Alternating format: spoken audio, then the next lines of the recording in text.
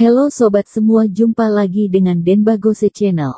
Bagaimana kabar sobat semua? Sebelum kita mulai cerita ini, ayo silakan subscribe, like, komen, share dan nyalakan loncengnya untuk mendapatkan notifikasi terbaru ketika Mimin upload videonya. Bab 989, Sahabat yang Aneh. Sebagai orang Iwar, tentu saja Prilly Hu tidak pernah mendengar reputasi Dr. Qin. Dr. Qin cukup terkenal di dunia medis, dan hampir semua orang mengenalnya. Hanya saja di industri Yin dia tidak begitu terkenal. Talia Liu berkata, Thomas Qi adalah Dr. Qin yang terkenal, kamu sangat beruntung bisa diobati olehnya, nanti jangan lupa memberikannya biaya konsultasi. Prilly Hu memutar matanya, Talia Liu, kamu sahabatku atau bukan? Sudah punya pacar? Langsung melupakan sahabatmu, kan? Tak kusangka kamu meminta uang padaku, kamu sungguh keterlaluan. Saat ini Prilly Hu sudah kembali energi dan menjadi lebih bersemangat, mengetahui kondisinya semakin baik, suasana hatinya menjadi semakin baik. Janet Bai sangat bersemangat, setelah bertukar nomor telepon dengan Thomas Qin, dia bergegas pergi. Meskipun dia ingin bicara lebih banyak dengan Thomas Qin, tapi kesempatan kali ini tidak terlalu cocok. Setelah Janet Bai pergi, Talia Liu berkata, aku akan pergi membelikanmu obat. Berikan resepnya padaku. Thomas Qin, kamu periksa dia lagi, sekujur tubuhnya penyakit, baik.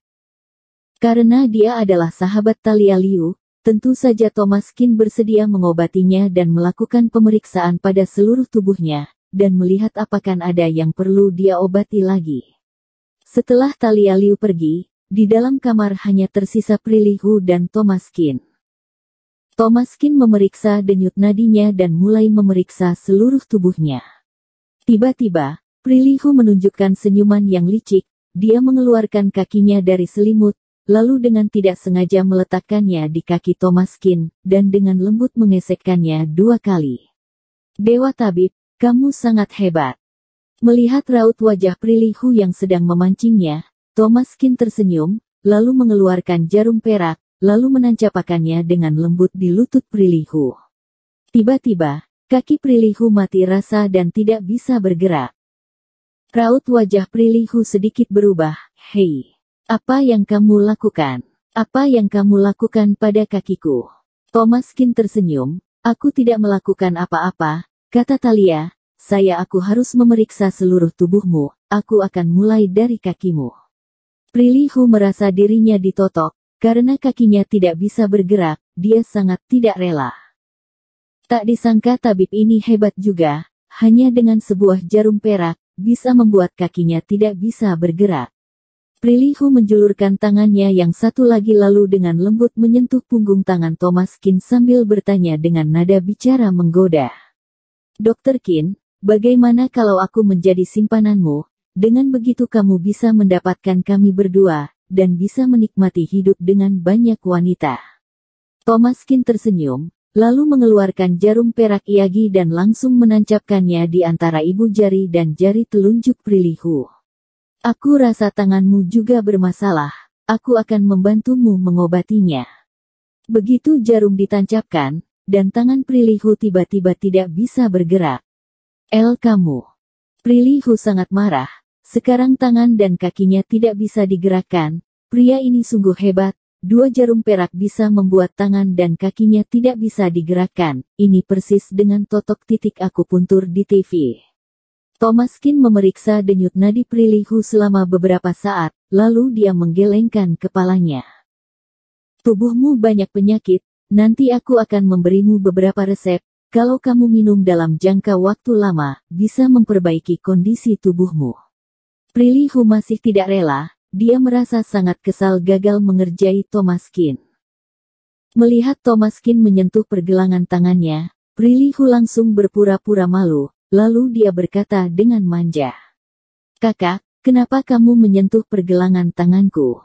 Pergelangan tanganku sangat sensitif. Suara manja Prilly Hu ini, ditambah dengan ekspresi wajahnya, pria manapun yang melihatnya pasti akan goyah. Thomas Qin tersenyum lalu menggelengkan kepalanya dengan tak berdaya. Kamu benar-benar tidak bisa diam. Selesai berbicara, dia mengeluarkan jarum perak dan langsung menancapkannya ke sudut mulut Prilly. Setelah itu, wajah Prilly juga jadi tidak bisa bergerak. Mulutnya tidak bisa dibuka dan dia tidak bisa berbicara, hanya kedua bola mata yang berputar-putar, jelas sekali dia sangat marah. Thomas Kin berkata sambil tersenyum. Kamu tenang dulu, saat ini panas di hatimu sedikit membara. Aku akan membantumu meredakan panasnya dulu.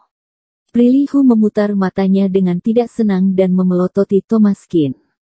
Setelah beberapa saat, Talia Liu kembali.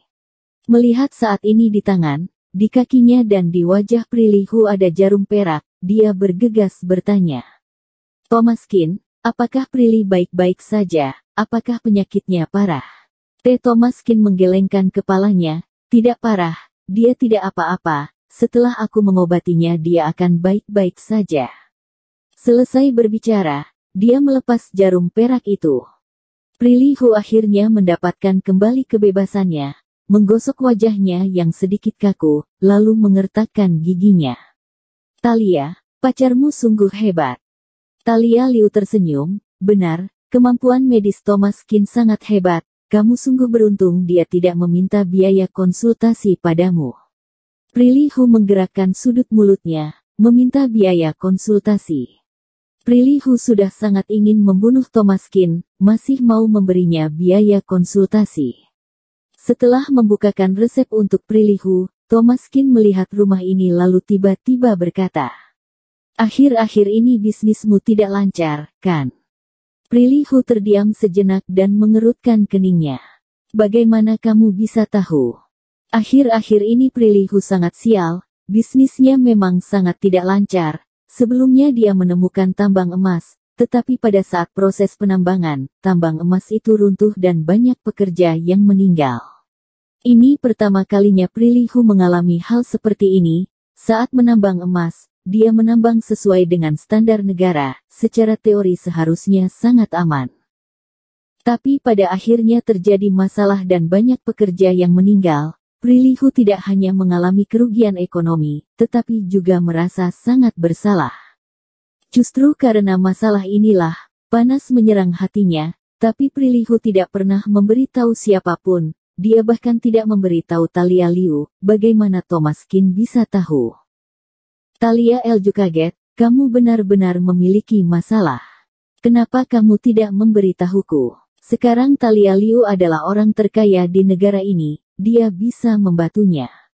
Prilly menghela napas lalu menggelengkan kepalanya. Kalau masalah uang, dari awal aku sudah memberitahumu, akhir-akhir ini aku hanya sial, apapun yang aku lakukan tidak lancar, Talia Liu berkata, semua hal ada di tangan manusia, bukan masalah beruntung atau tidak, ini tidak ada hubungannya dengan keberuntungan. Talia Liu adalah seorang ateis. Dia percaya segala sesuatu diperoleh melalui usaha sendiri. Thomas Kin tiba-tiba menggelengkan kepalanya dan berkata, tidak, ini ada hubungannya dengan keberuntungan. Tepatnya, energi keberuntungan. Kedua gadis itu terkejut, energi keberuntungan. Energi keberuntungan. Thomas Kin menunjuk tiang yang berada di pintu Prilly lalu berkata, kalian tidak merasa tiang ini aneh? Mereka mendongkak dan menatapnya. Talia Liu mengerutkan kening. Benar, saat masuk aku juga merasa sedikit tidak nyaman, tapi aku tidak merasa ada yang aneh dengan tiang ini. Bentuk tiang ini sangat cantik. Prilly juga berkata, benar, ini dirancang khusus oleh arsitek untukku. Ini disebut pintu naga. Kalau aku keluar masuk dari sini setiap hari, bisa membuat keberuntunganku lebih baik. Thomas Kin mencibir, kata-kata itu benar, tapi di tiang rumahmu, ada akuarium. Feng Shui pintu naga tergantung pada aura pemilik rumah. Jika aura pemilik rumah kuat, bisa melewati pintu naga. Jika auranya lemah, akan ditekan. Meskipun kamu adalah wanita yang kuat, tapi tiang rumahmu, menekan gunung dan aliran air di rumahmu, tentu saja ini akan menekan keberuntunganmu. Talia Liu sangat terkejut mendengar ucapannya. Thomas Kin, kamu paham dengan Feng Shui. Thomas Kin tersenyum, aku hanya tahu sedikit, aku mempelajarinya dari guruku. Meskipun Thomas Kin mempelajari TCM, tapi Yansen Ye juga seorang ahli Feng Shui, saat ada waktu Thomas Kin belajar dari gurunya. Ada beberapa penyakit merupakan penyakit dalam, jadi perlu diobati dengan TCM. Tapi ada beberapa penyakit merupakan penyakit luar, dan tidak semua bisa disembuhkan dengan TCM, jadi hal ini juga perlu dia pelajari.